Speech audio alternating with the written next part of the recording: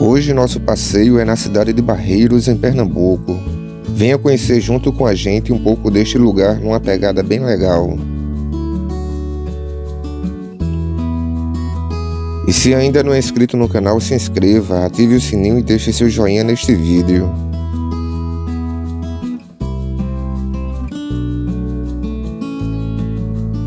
Neste vídeo podemos ver um dos principais acessos ao centro da cidade, seu desenvolvimento urbano e alguns novos empreendimentos que têm chegado ao município, como é o caso do novo atacarejo.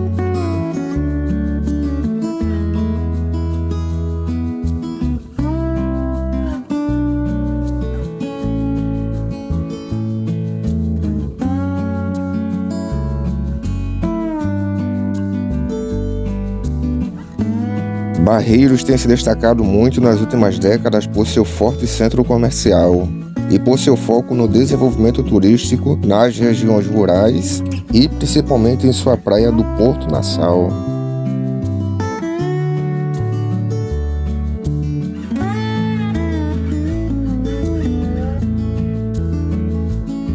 Esperamos que tenham gostado do vídeo, então se inscreva no canal e deixe aquele joinha bem bacana.